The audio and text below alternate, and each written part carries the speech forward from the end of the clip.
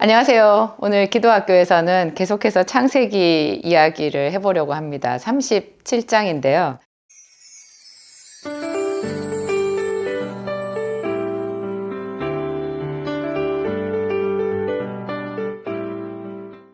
창세기 37장은 야곱이 이제 완전히 헤브론으로 돌아가서 거기서 이제 살아가는 모습인데, 야곱은 이제 뒤로 넘어가고 야곱의 아들들의 이야기가 전면에 나와 있어요.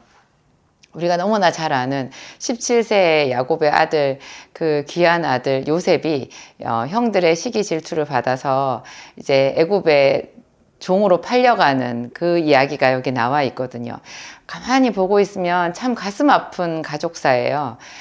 야곱이 본의 아니게 아내가 넷이 되었잖아요. 누구처럼 여자를 좋아해가지고 처첩을 들인 게 아니라 야곱은 오로지 라헬 한 사람만 사랑했는데, 라헬인 줄 알고 신방에 들어갔다가 다음날 아침에 일어나 보니까 라헬의 언니 레아였고, 또 이 레아와 라헬 두 자매가 경쟁적으로 남편의 사랑을 받으려고 하다 보니까 각각 자기의 몸 쪽을 남편에게 첩으로 주어서, 그래서 아내가 넷이 되었고 그 4명의 여인들이 다 자녀를 낳았잖아요. 그러니까 이게 아주 복잡한 집안이 되고 말았어요. 야곱은 순전한 사람이었고 그냥 오로지 한 여자밖에 몰랐던 것 같아요. 그래서 야곱이 라헬을 너무너무 사랑했고, 그 라헬이 이제 둘째 아들 막내 베냐민을 낳다가 생명을 잃었잖아요. 그러니까 야곱이 얼마나 더 그 라헬이 놓고 간 아들, 남기고 간 아들 요셉을 사랑했겠어요. 요셉과 베냐민을 아꼈겠어요. 그러니까 당연히 요셉이 총애를 받을 수밖에 없었고, 그런데 또 모두 아들들이 12명이니까 그 아들들, 나머지 10명의 아들들의 입장에서는 얼마나 아버지가 야속했겠어요. 정말 야속한 거죠. 아버지는 요셉만 사랑한다라는 생각이 들은 거잖아요. 그냥 봐도 요셉만 사랑하는 거였는데 야곱이 또 실수를 한 거죠. 그 사랑하는 아들 요셉에게 채색 옷을 지어서 입힌 것. 그 옷이 주는 위화감이 얼마나 컸을까요? 그러니까 형들이 요셉에게 편안하게 대해줄 수가 없었다. 성경에 그렇게 나와 있고요. 또 요셉도 거기다가 불을 지른 거예요. 자기가 꿈을 꾸고 그 꿈을 철없이 말을 한 거죠. 그래서 내가 꿈을 꿨는데 내 곡식단은 일어서고 당신들의 곡식단은 내 단을 둘러서서 절하더이다, 이렇게 말을 한 거예요. 또 두 번째 꿈은 해와 달과 11별이 자기에게 절을 했다, 이렇게 말했거든요.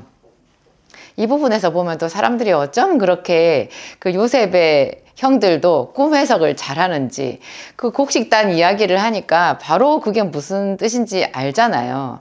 그리고 또 해와 달과 11별에 대해서도 야곱도 그 뜻을 바로 알고 다른 형들도 다 알았겠죠. 그러면 뭐냐, 나와 네 어머니와 네 형들이 다 너에게 절을 한다는 얘기냐, 이렇게 말을 했거든요. 그러면서 요셉을 좀 꾸짖는 듯이 얘기를 하는데, 그렇지만 야곱은 아버지니까 이제 요셉의 꿈을 마음에 담아두잖아요. 이런 것들이 또 요셉은 철없이 자기 형들이 잘못한 것, 아버지의 양떼를 칠 때 잘못하는 그런 것들을 아버지한테 가서 또 이르는 거죠. 이런 것들이 서로 다 맞물려 가지고요, 비극적인 사건이 벌어지는 거예요. 그런데 이 37장을 처음부터 끝까지 쭉 읽다 보면 이런 생각을 할 수 있어요. 제가 그랬어요. 제 생각은 분명히 야곱이 하나님께 이스라엘이라고 축복을 받았잖아요. 내가 너를 복을 주겠다. 내 허리에서 많은 왕들이 날 것이다. 그렇게 해주셨고, 정말 그 야곱에게 아브라함부터 내려오는 그 축복을 다 약속을 해주셨거든요. 그렇게 이스라엘이란 이름도 주시고 복을 주셨는데, 이 집안에서 지금 벌어지는 일을 보면 요 직전에는 또 어떤 일이 있었어요. 야곱이 가장 사랑했던 라헬이 노중에서 죽었고, 그리고 또 야곱의 큰아들 루벤이 또 다른 그 야곱의 아내 그 첩이었죠. 그 여자랑 빌하라는 여자랑 통간을 해가지고 정말 사람들한테 꺼내 놓을 수도 없는 그런 부끄러운 짓을 하고 말았잖아요.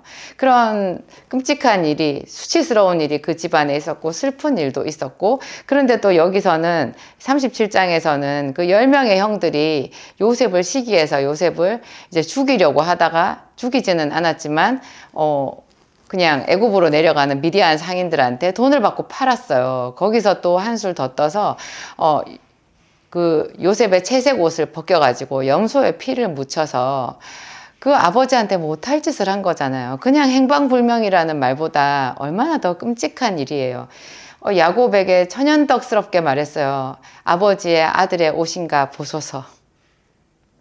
야곱이 보면서 정말 가슴을 치면서 통곡을 하잖아요. 이게 부모가 되어보면 이 심정을 더 잘 이해할 수 있지 않겠어요? 그거 보면 야곱같이 믿음이 좋은 사람이 자기가 수월로 내려가겠다고 그래요. 자기 아들이 있는 곳, 요셉이 있는 곳, 그 죽음의 세계로 자기도 내려가겠다고 그렇게 말하면서 어떤 위로도 듣지 않고 울었다고 그렇게 나오거든요.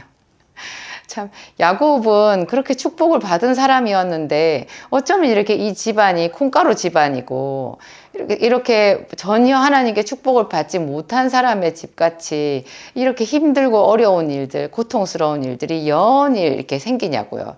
그렇게 보았을 때 정말 그 야곱이 스스로 하나님에 대해서 의심했을 법도 한데요.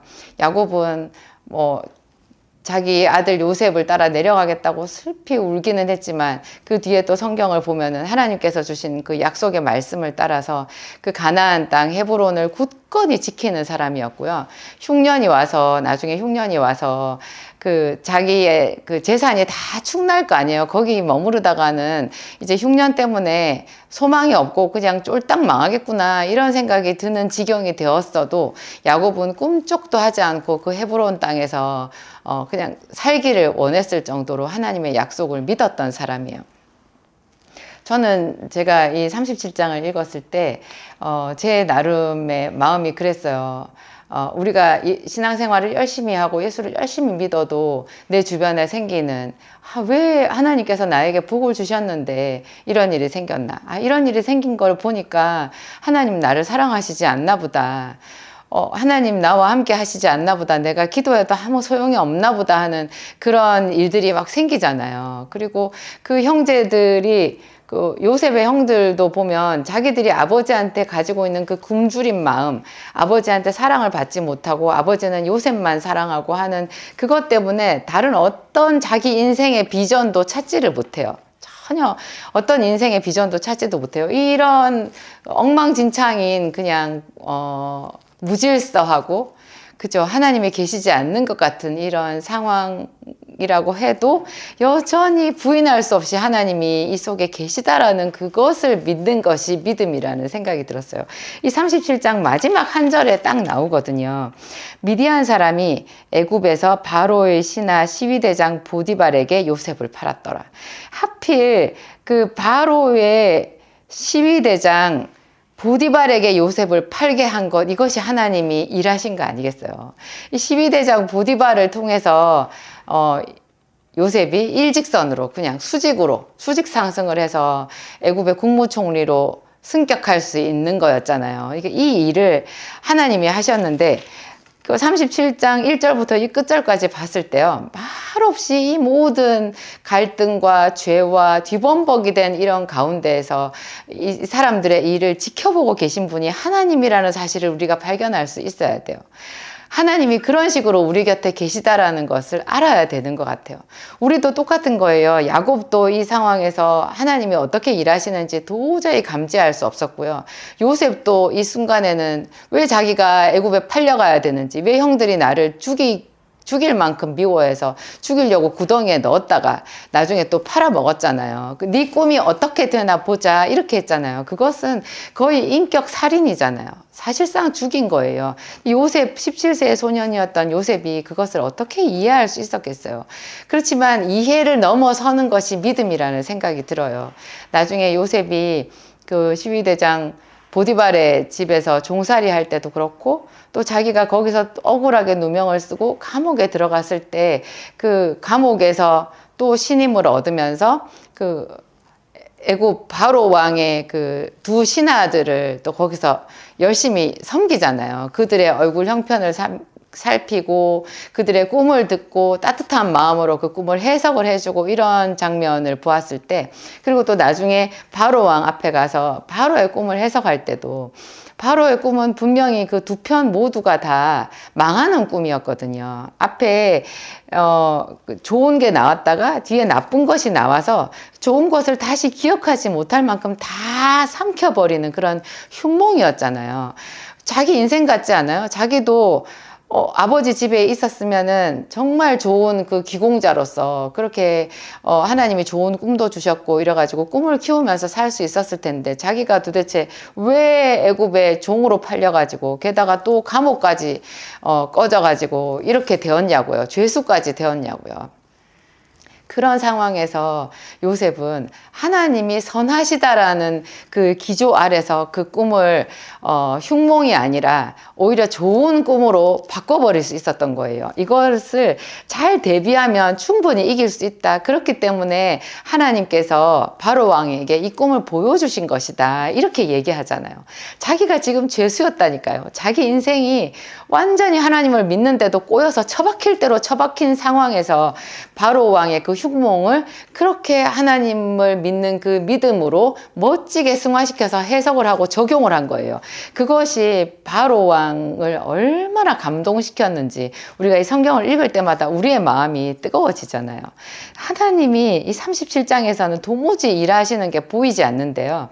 그 속에서 하나님이 말없이 모든 대화를 들으시고, 그렇지만 또 죄를 짓는 유다와 그의 형제들까지도 사랑하셨다라는 것을 우리가 발견해낼 수 있어야 되는 거예요. 마태복음 1장에 보면 다윗과 아브라함의 자손 예수 그리스도의 계보라, 예수 그리스도의 세계라 이렇게 하면서 족보가 나오는데요. 누가 누구를 낳고 이렇게 아버지가 예를 들면 아브라함이 이삭을 낳고 이삭은 야곱을 낳고 이렇게 하잖아요. 한 사람의 이름만 나오거든요. 아브라함이 이삭만 낳았나요? 이스마엘도 있잖아요. 물론 첩의 아들이긴 하지만 또 이삭은 리브가에게서 야곱만 낳은 게 아니라 에서도 낳았거든요. 그런데 하나님 편에서는 그냥 다 생략하고 이삭하고 야곱만 얘기하잖아요. 그런데 야곱은 그러면 야곱은 유다를 낳았다 이렇게 해야 되거든요. 그런데 그 다음에 야곱은 유다와 그의 형제들을 낳았다 이렇게 나와요. 저는 그 부분을 읽으면서 이 37장이랑 딱 연결이 되는 거예요. 하나님이 이 야곱의 집안에서 이 12아들들이 그 자기 아버지 야곱에게 사랑받지 못해가지고 있는 그 굶주린 마음, 그래서 37장에 자기 동생인 요셉을 파는 이 장면에서 하나님이 굉장히 그 유다와 그의 형제들, 르우벤과 그의 동생들을 긍휼히 여기셨다라는 생각이 들더라고요. 그리고 이렇게 죄를 지은 야곱의 그 10명의 아들들 있잖아요. 그 아들들을 위해서도 하나님은 묵묵히 그들이 이스라엘이잖아요. 이스라엘은 야곱의 이름이지만 또 민족의 이름이잖아요. 이스라엘이라는 민족의 조상이 되게끔 하는 큰 비전을 포기하지 않고 계셨어요. 가지고 계셨어요. 그래서 그 꿈을 이루어 가시잖아요. 이 한 아들 한 아들이 나중에 얼마나 큰 자손들의 조상이잖아요. 하나님이 그렇게 자기들에게 이스라엘이라는 그 민족을 이룰 그런 계획을 가지고 계신데도 이 아들들은 요셉이 받는 그 자기 아버지 야곱의 사랑 그것 때문에, 요셉이 입은 채색 옷 때문에 자기 인생에 대해서 가지고 있는 그 크신 조상의 하나님 이스라엘의 하나님이 자기들에게 가지고 있는 어떤 비전을 전혀 궁금해하지 않았고 전혀 알지 못했고 감사할 수도 없었어요. 이것이 우리들의 인생이랑 똑같은 것 아니겠어요? 우리들도 아침부터 저녁까지 내 주변에 나보다 잘난 사람, 잘된 사람, 좋은 직장 다니는 사람, 한 번에 시험에 합격한 사람, 막 그런 사람 보면서 부러워하기에 바빠요. 예배를 드리면서 정말로 내게 이 예배를 받으시고 내게 복을 주실 그 하나님을 꿈꾸는 사람이 있다면 그 사람이야말로 야곱과 같은 믿음의 사람인 거죠. 자기 집안에서 이런 일이 생겨도 그 하나님께서 주신 황막한 헤브론이라고 하는 그 땅을 끝까지 지키기를 원했던 사람이 야곱이잖아요. 야곱이잖아요. 참 정말 대단한 것 같아요. 그리고 요셉도 나중에 이제 요셉이 애굽에 내려가서 하는 행동을 보면요. 참 말을 조심하는 사람이거든요. 여기서는 17세 소년이었고 뭘 잘 몰랐으니까 자기가 꾼 꿈도 막 자랑하고 그리고 형들의 잘못은 아버지에게 고하고 그래서 이런 화를 자기가 자초할 수밖에 없는 그런 어린아이 같은 사람이었는데요. 나중에 보세요. 12대장 보디발의 아내가 자기를 유혹해가지고 자기가 누명을 썼잖아요. 그러면 우리 같으면 있잖아요. 그 종의 신분으로서 이제 그 주인한테 끌려갔잖아요. 이제 그 보디발의 아내가 자기를 이제 죄를 뒤집어 씌웠으니까 저 종놈이 나를 강간하려고 했다, 겁간하려고 했다 이렇게 뒤집어 씌웠으니까 12대장 보디발 앞에 끌려갔을 텐데 그러면 거의 죽음이잖아요. 그럼 그 상황에서 그냥 자기도 모르게 거의 반사적으로 말했을 거예요. 주인님 저는 억울합니다. 저는 그런 일을 하지 않았습니다. 이렇게 당신의 아내가 저에게 뒤집어 씌운 겁니다. 이렇게 사실은 그 말 하면 더 죽음이었겠죠. 그런데 이 말이 그냥 본능적으로 나왔을 것 같거든요. 그런데 요셉은 아무 말 하지 않잖아요. 아무 말 하지 않았기 때문에 살았어요. 아무 말 하지 않았기 때문에 12대장 보디발이 더 요셉을 알았던 것 같아요. 12대장 보디발이 자기 아내가 부정한 여인이라는 거를 알았다라는 그런 정황이 저는 느껴져요. 만약에 정말 자기 아내의 말대로 이 종놈이 자기 아내를 겁간하려고 했다고 할 것 같으면 어떤 그 주인이 그 종놈을 살려두겠어요. 옛날에 그 종의 목숨은 그냥 인격이 아니었거든요. 재산일 뿐이지 바로 죽여버렸을 텐데 12대장 보디발이 그 자기 집에 있는 그 감옥에 집어넣기만 한 걸로 보아서 매를 때렸다는 얘기도 없잖아요. 그냥 감옥에 집어넣었다라는 걸로만 보았을 때 저는 이 모든 것의 속 내막을 다 알았다라는 생각이 들더라고요. 12대장 보디발이. 근데 그 앞에서 만약에 요셉이 자기의 잘못이 없다라는 것을 항변했다라면 그 12대장 보디발이 비록 요셉이 죄가 없다라는 것을 알았다고 할지라도 그 자기의 체면이 있잖아요. 그리고 더 화가 났을 거예요. 화가 나서 아마 요셉을 죽였을 거거든요. 근데 이런 부분에서도 요셉이 참 말을 아낄 줄 알았고 많이 성장한 거죠. 그래서 하나님은 더 이 요셉을 애굽으로 내려 보내신 거 아닌가. 우리 하나님 아버지는요, 당신의 사랑하는 자녀를 어려운 지경에 넣으시더라고요. 우리 죄로 인해서 어려운 지경에 들어가기도 하는데요. 하나님이 또 그걸 용납해 주시잖아요. 그래서 그 속에서 우리가 그 정금과 같이 하나님을 의지함으로 그것을 극복하고 나와서 진짜로 수준 있고 품위 있고 하나님의 자녀로서 합당한 그런 사람이 되기까지 우리를 키워주시는 분이 하나님이신 것 같아요. 그런 것들도 이 안에서 우리가 읽어볼 수 있어요. 하여튼 우리 가정에 참 부족한 우리 가정에 여러 가지 힘든 일이 생겨도 그 모든 대화에 말없이 듣고 그렇지만 그 가운데서 또 하나님을 인정하는 신앙 고백으로 기도로 나아가는 나를 가상히 보시고 우리 집을 세워주시는 분, 내 인생을 세워주시는 분이 하나님이시라는 것. 하나님을 믿는 사람에게도 얼마든지 수치스러운 일도 생길 수 있고 어려운 일도 생길 수 있지만 다 지나가고 나서 보면 그 가운데서 말없이 내 인생을 견고하게 세워주시는 그분의 손길을 나중에 찬양할 수 있게 되는 거예요. 하지만 그렇게 가기 전에 우리가 그 길을 끝까지 가려고 하면 그 하나님을 믿는 믿음으로 선행적인 찬양을 해야 되고 그것이 정말 하나님을 기쁘시게 하는 찬양의 제사가 아니겠어요. 그게 하나님과 동행하는 믿음의 사람들의 행보인 거죠. 그런 모든 이야기들을 이 37장 안에서 우리가 볼 수 있어요. 요셉의 믿음, 그리고 또 야곱의 믿음, 그리고 또 저는 이 르우벤이 참 마음이 아프더라고요. 르우벤이 참 마음이 따뜻한 사람인 것 같거든요. 그러니까 자기도 아버지께 사랑을 못 받아서 그 굶주린 마음 때문에 사실 서모 빌하와 통관하는 그런 낯뜨거운 사건도 일으킨 것 같아요. 그게 충분한 사랑을 받지 못했을 때 약간 그것이 왜곡되어 가지고 이런 성적인 그 잘못된 죄로 드러나는 경우가 많다는 얘기를 제가 들었었거든요. 르우벤의 고통이다. 이것도 이유는 참 있었구나 그런 생각이 드는데, 이게 르우벤이 이렇게 죄를 짓고 나니까요, 희한하게도요, 르우벤이 마음도 따뜻하고 말하는 것마다 옳은 소리를 하는데 르우벤의 말이 형제들에게 그냥 아무 영향력이 없어요. 르우벤이 하는 말에 대해서 형제들이 그냥 다 무시해버리는 걸 우리가 여기서 느낄 수 있거든요. 반대로 유다는요, 유다가 딱 한마디를 하잖아요. 우리가 동생을 죽여서 뭘 하겠느냐. 차라리 죽이지 말고 상인들에게 팔자. 이렇게 말했을 때 다 그 형제들이 그 말을 청종을 해주잖아요.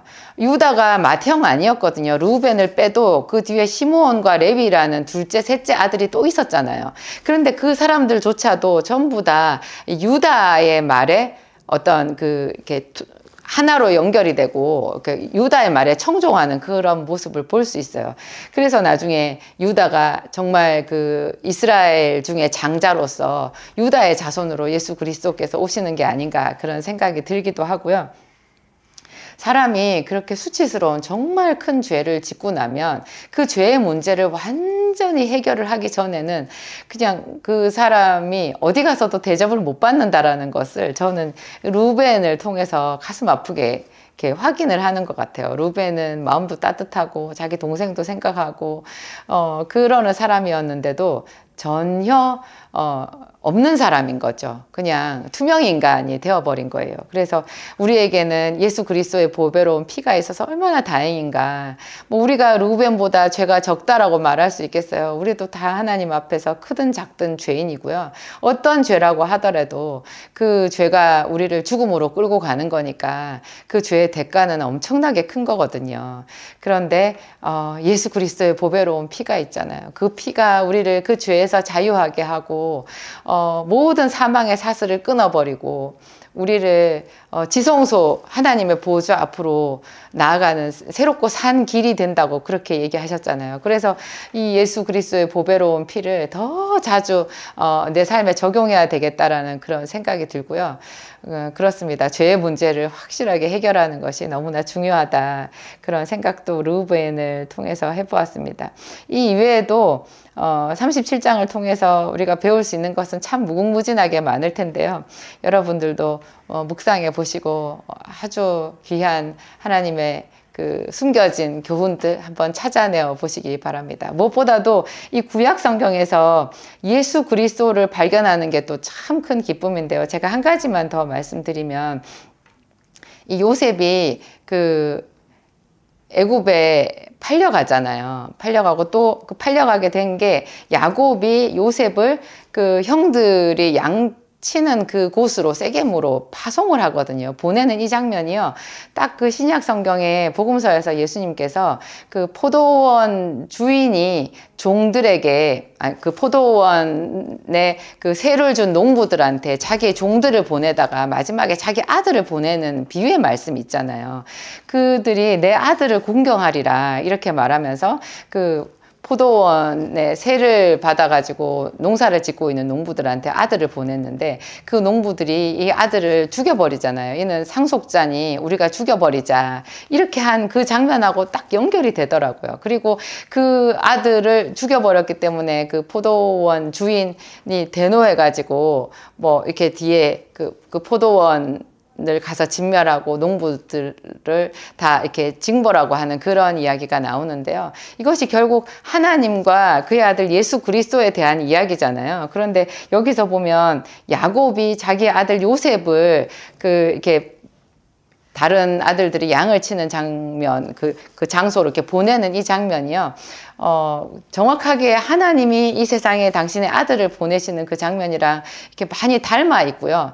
결과적으로 야곱이 자기의 아들 요셉을 잃었잖아요. 나중에는 이제 살아있다라는 걸 알게 되었지만 굉장히 긴 20년이 넘는 시간 동안 요셉은 야곱에게 죽은 아들이었거든요. 이게 이때 야곱이 겪은 그 고난이 하나님이 당신의 아들을 잃고 고통당하신 그 고난에 동참한 거라는 생각이 들었어요. 여러분들 중에서 혹시 자식을 잃은 분이 계신가요? 제가 오늘 아침에도 어떤 권사님의 그 정말 귀한 외아들, 장가도 안 간 그 외아들이 갑자기 심장마비로 돌아가셨다라는 그 이야기를 제가 들었는데요. 그분이 기도를 적게 해서 아들을 잃었을까요? 어쨌든 그것은 정말 상상할 수 없는 큰 고통인데요. 이 고통의 시간에 결코 그분 혼자 계신 것이 아니라는 것을 아셨으면 좋겠어요. 그리고 이 고통을 잘 견디잖아요. 잘 견디는 것이 그 하나님의 어떤 그 고통에 우리가 예수 그리스도의 고난에 동참하는 거고요. 우리의 십자가를 지고 예수 그리스도께서 가신 그 길을 따라가는 그런 순례의 길이 되는 거예요. 정말 하나님께 받을 상이 크거든요. 하나님께서 우리의 고통을 모르시는 분 아니고 우리가 그 눈물 속에서 하나님의 이름을 더욱 간절하게 부르고 그분의 이름에 감사하고 찬양하고 내 삶에 일어난 여러 가지 이런 고통에 대해서 불완전한 이런 수치스러운 또 고통스러운 눈물겨운 이런 일에 대해서 하나님을 부른다면 그것이 정말 하나님과 함께 동행하는 하나님께 가장 극진한 찬양을 올려드리는 그런 신앙이거든요. 하나님께서 그런 사람들에게 어떤 상을 주실까요? 참으로 궁금하다는 생각이 들고요. 우리 모두에게 약속하신 것이 영생이거든요. 영원한 기쁨, 샘솟는 기쁨, 그렇죠. 모든 잃어버린 것들을 7배로 돌려받는 그런 놀라운 역사가 분명히 이 뒤에 감추어져 있는 거예요. 기도하겠습니다. 하나님 아버지 감사합니다. 창세기 37장 안에서 너무나 놀라운 하나님의 은혜의 말씀들을 발견하였습니다. 하나님 요셉을 통하여 일하시고 야곱을 통하여 일하시고 또 하나님 유다와 그의 형제들이라 말씀하시며 죄를 지은 유다와 그의 형제들까지도 하나님께서 품으시고 사랑하신 그 놀라운 자취를 오늘 우리가 함께 나누었습니다. 하나님 우리의 허물과 죄가 얼마인지요. 우리 아버지요. 우리 중에 누가 죄인에게 돌을 던질 수 있습니까? 그러나 우리의 모든 고통 중에 항상 함께 하시고 하나님 그 고통마다 다 아버지 앞에 하나님 믿음의 고백으로 받아주시고 우리에게 상상하지 못하는 귀한 것들 상급으로 주시는 하나님을 찬양합니다. 하나님 우리 아버지 우리 인생에 해석이 되지 않는 부분도 하나님께 감사함으로 올려드립니다. 우리 인생의 모든 것 하나님 아프고 고통스럽고 수치스러운 것도 완전하게 낫게 해주시는 하나님을 찬양합니다. 우리 하나님은 그래서 전능하신 하나님이시고 그래서 우리의 아픔을 다 헤아려 주시는 분이신 줄을 믿습니다. 하나님을 사랑합니다. 예수 그리스도를 사랑합니다. 모든 것에 감사하오며 예수님 이름으로 기도합니다.